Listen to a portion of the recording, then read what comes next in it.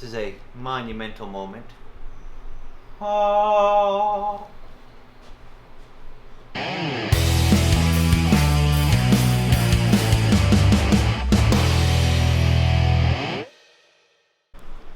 What's going on, guys? As usual, I want to do something stupid. We won't talk about that just yet, and we're not going to waste a whole lot of time because I may not have a whole lot of time.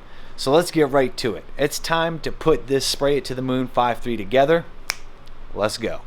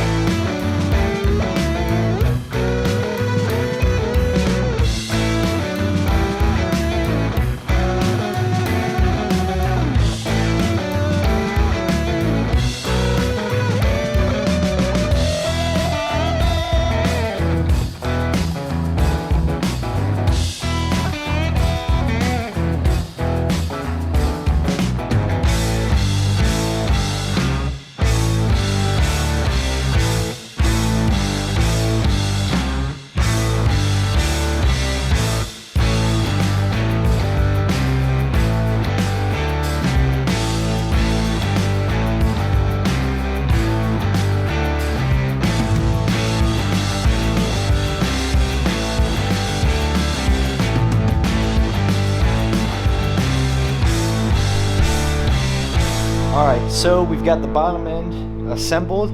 That's good to go. I still got to go through and torque everything. I do want to check a couple more things before I torque everything down and keep moving forward. But I got to get this thing together, so it's going to be time here soon to slap a cam in it. I'll show you guys the cam specs because I'm sure everybody's going to be wondering what we're using. We're using a Texas Speed Magic Stick 4, which is a 239, 242, 649, 600 lift on 111.5 lobe separation. There you guys go. We've got the full kit, so I need to finish getting the rest of this together and then start working on the heads because we've got the whole top end stuff to do.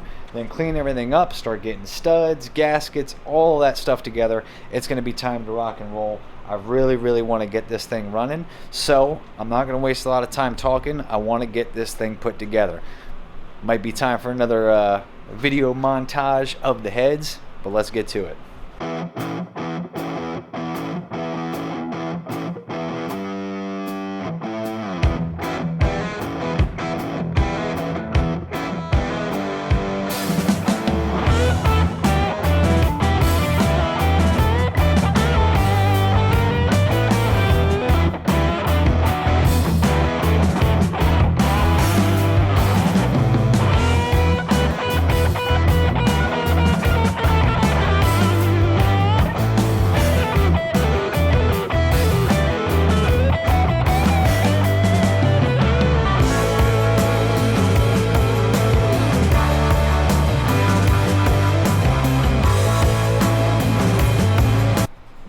that's good.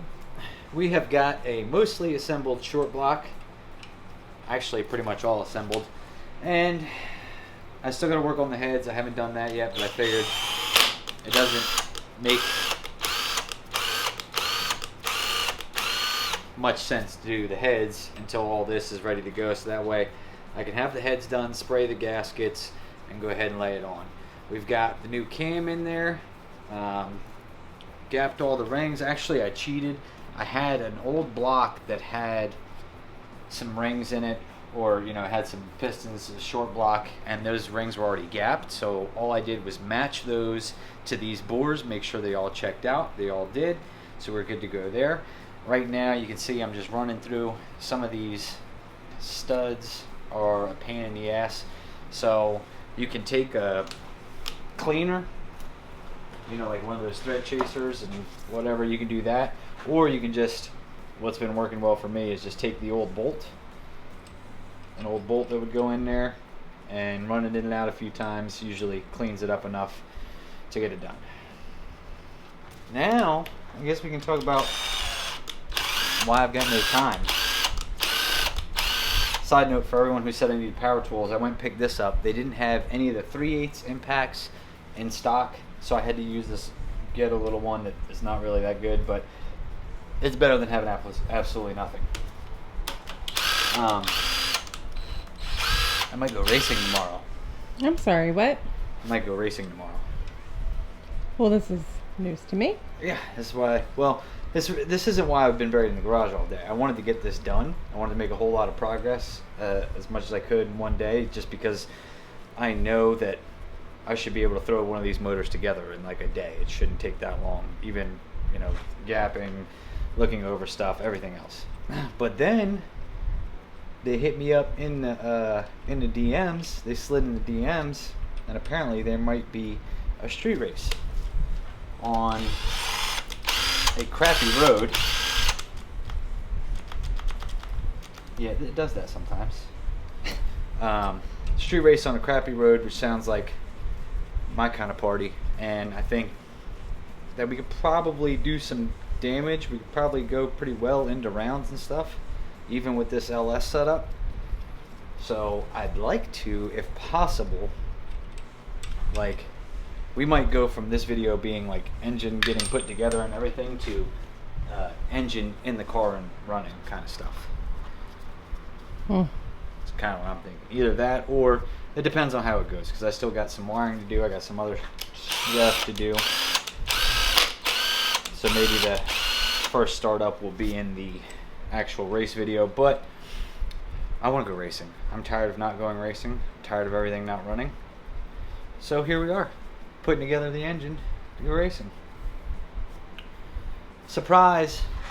Yeah, that's a surprise. That's the first I heard of it. For you. So we've got this thing. This thing is all good to go. We had no issues with any of the assembly, really. Everything went together really pretty well. It's turning over very nicely. Everything, some of the cylinder walls still don't look great, but this is just a Junkyard 5.3. This is not meant to be, anything super special. We didn't take this to the machine shop. We're not doing all that kind of stuff. I just really wanted to have some fun and kind of show you guys at home what you could possibly do with a Gen 3 5.3 Junkyard motor, without going too wild. I know some people had asked about some of the parts, all this stuff, the head gaskets, the head studs, the valley cover, all that kind of stuff is SHITBOX Supply. You can get it on shitboxsupply.com. So I'm gonna get back to assembling, because if I can get this thing assembled, we can start working on test fitting, and then if it fits in and everything else, and I mean, I know it fits in, but get it set in place, all that kind of stuff. Then there's a whole bunch of wiring to do. There's going to be quite a few things to do, but I might be up all night long and might be able to get it done. All right. So let's get to it.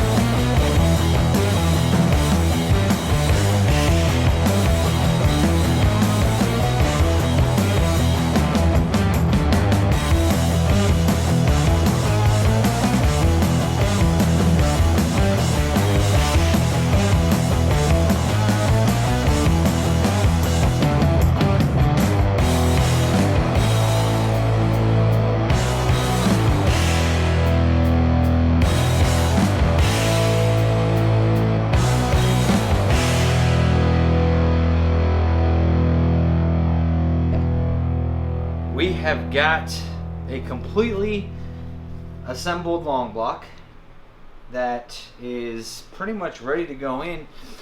We moved everything around the garage, cleaned everything up, but I need to get the converter back in. Once I get the converter back in, I can really start working on getting the motor into place. And once the motor is in place, then we've got to, you know, wire everything. I still got to change the wiring over the ignition system, all that. There's still quite a bit of work to be done, but I think, knock on wood, that's not really wood. There's some wood down there. Yeah. Really, I think I have everything I need. Like, there's no reason why I can't be racing this thing this weekend. So, you know, I don't know. The guys had mentioned something about a shootout tomorrow on a crap road. I don't know if that's going to happen. But I also know there's another guy that's been talking about he wants to race me, so maybe we'll just get a grudge race off.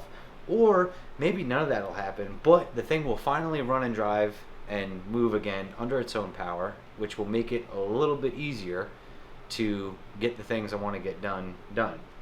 As you guys know, I've been working on the PO mod out in the driveway, and that's not going to work forever. We're going to need to get it inside. I don't know that we're going to get it inside here and set up the way it needs to be. We're running out of space. Everything's growing. Car collection, parts and stuff is growing. SHITBOX is growing. Everything's growing. So we're having a little bit of a space issue. That's neither here nor there, because we are, like, I would say minutes, but you know how frustrating it can be to get the motor in. My game plan is, somebody said that those headers will work. I'm not sure if we should put the header, at least this one that's got to go around the steering box. Maybe we'll throw that one on first, or, like, you know, throw it on in place. But what I'm going to do is I'm going to take the mounts here. Now, these are old ones, you know, just because they're ones that I've used before. But this is the same setup that we have on SHITBOXSupply.com.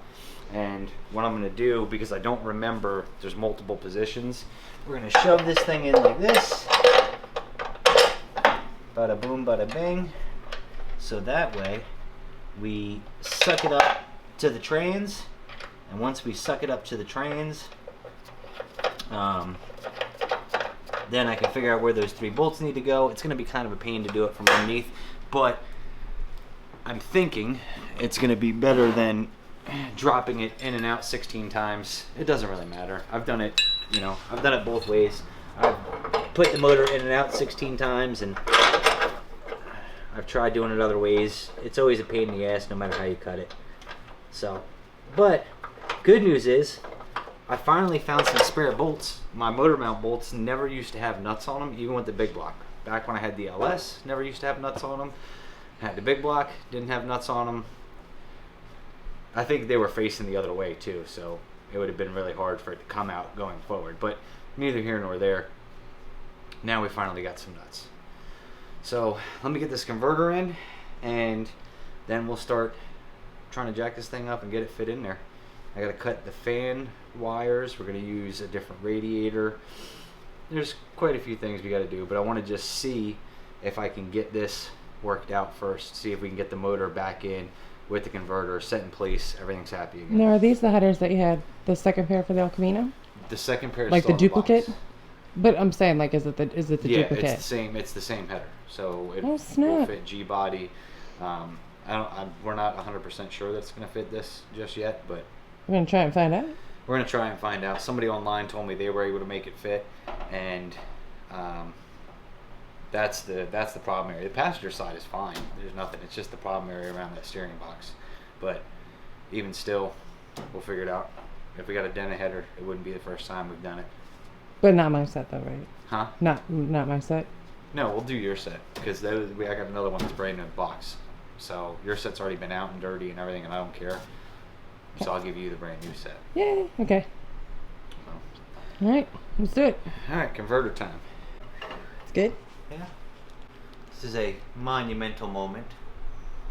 Oh. Fool's Gold has a motor again, sort of. let me not speak too soon because there's still a bunch that's got to get done here. And I never once checked the, actually, I lie. I did check to see if the oil pan would clear, and I think that it will, but it looked pretty close. I'm not sure though. We'll see. So, let's see if we can't wrestle this thing down in here.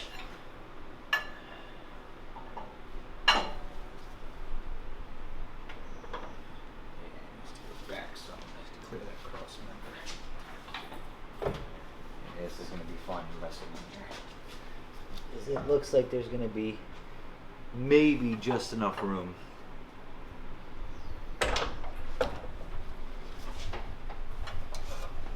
Maybe just enough room to clear that oil pan.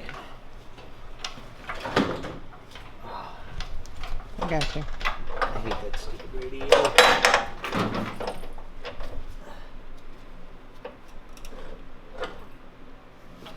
Ta-da! Let's go racing. Well, there's a little more than that. Yeah, no, it's not. Yeah. It's But not I mean, yes, congratulations for all. Alright, so we'll put the camera down. We'll get this thing set in again because it's going to take a couple attempts. We're pretty close, I think, but the trans is still up pretty high. So we're going to have to finagle here. Probably get this one, go to the back one so I can lift the back up. That's what I'd like to do.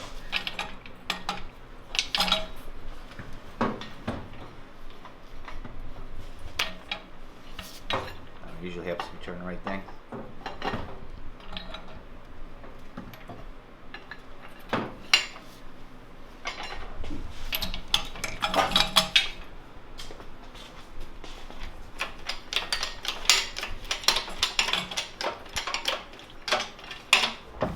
Yep. Well,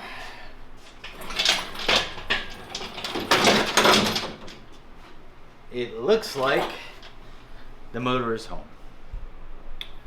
So that's probably going to be it, at least for this video, because I've still got a bunch of other stuff to do. I got to hook up the radiator, I got to switch the ignition system over. I'll show you guys in the next video how I plan on doing all that, because we're going to keep the ignition system for the big block and everything. We're going to keep it in here. We're just going to make it nice, easy swap, plug and play to do the LS ignition system. Now, I don't quite know that we're there exactly just yet, because these motor mounts here don't look to be lined up the way that I would like them to.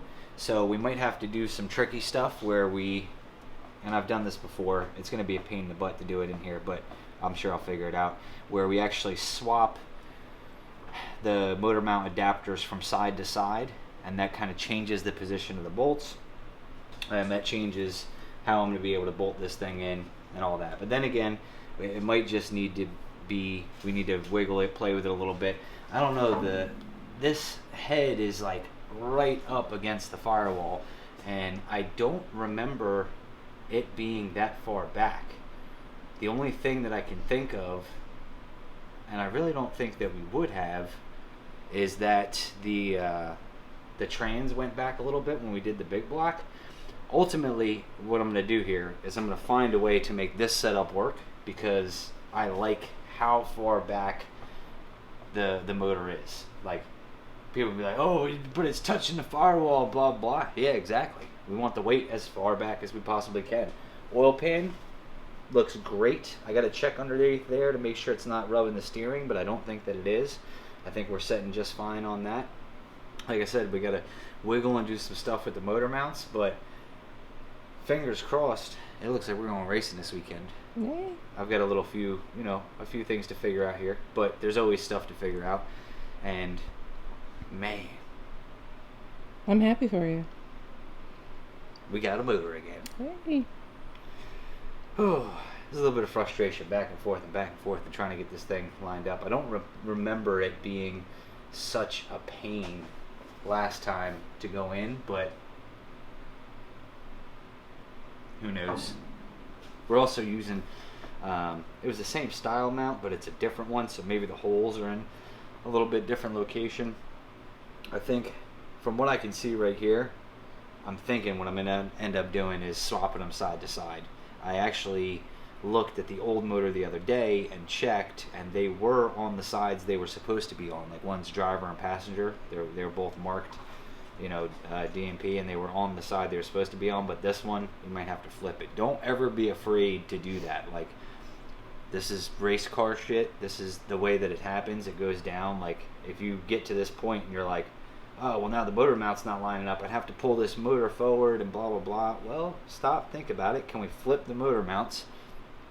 Can we do some other stuff to, you know, to try to get a resolution? Because ultimately, as high and as far back as possible is going to be the best scenario for this motor, especially for what we want to do on the street. So I don't know that we're going to be hitting too many no preps with this motor. Like, it's probably just, I don't know. We'll see what happens. We'll see how much nitrous we can put through it. There's a significant difference now from where it used to be, where I used to not be able to spray more than like 125 because I didn't have a progressor. I didn't have any way to really control it.